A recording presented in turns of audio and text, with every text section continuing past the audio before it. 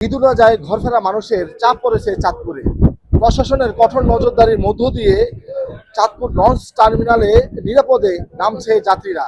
গৌরী আবহাওয়ার মধ্য দিয়ে সেই যাত্রীবাহী লঞ্চ যোগে কিন্তু যাত্রীরা আসছে। এমনকি আমরা লক্ষ্য করতে পেরেছি চাঁদপুর লঞ্চ টার্মিনালে আসলে প্রচন্ড ভিড়, এমনকি আকাশ কিন্তু অনেকটা ভারী হয়ে উঠেছে। এমনকি কালবৈশাখী ঝড় নামতে শুরু করেছে। গতকাল থেকে আমরা লক্ষ্য করতে পেরেছি যে প্রচুর ঝড়ের কবলে বেশ কিছু যাত্রীবাহী লঞ্চ পড়েছে, এমনকি সেই যাত্রীরা কিন্তু অনেকটা উদ্বেগ প্রকাশ করেছে। এখন আমরা লক্ষ্য করতে পেরেছি যে এই ঈদে ঘরফেরা মানুষ তারা কিন্তু ঝুঁকি নিয়ে যাত্রীবাহী লঞ্চ যোগে যাত্রা আসছে।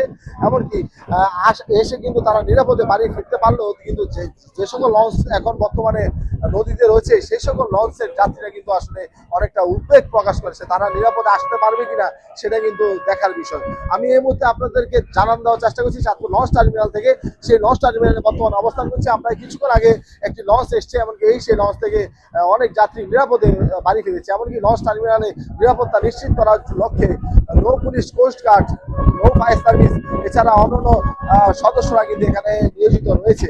এছাড়া যাত্রীরা যেমনটা অভিযোগ করেছেন যে বাড়তি ভাড়া তারা নিচ্ছে চালকরা, এমনকি সে বাড়তি ভাড়া যেন না নিতে পারে সেই কারণে প্রশাসনের কঠোর হস্তক্ষেপ কামনা করেছেন।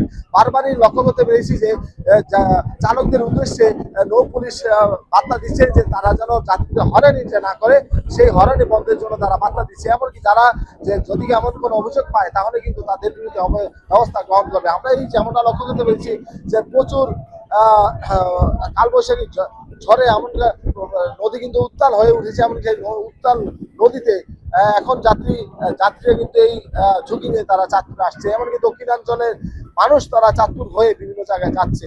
তো চাঁদপুর লঞ্চ টার্মিনাল থেকে আমার কাছে এই ছিল সর্বশেষ। অবশ্যই আপনাদেরকে জানিয়ে রাখি যারা লঞ্চ যোগে চাঁদপুরে আসছে তারা কিন্তু আসলে এই পর্যন্ত নিরাপদে আসলেও নদীর মাঝখানে তারা কিন্তু এখন অনেকটা নিরাপদহীনতায় ভুগছে। চাঁদপুর থেকে ফাহিম শাহরিন কৌশিক, এটিএন বাংলা।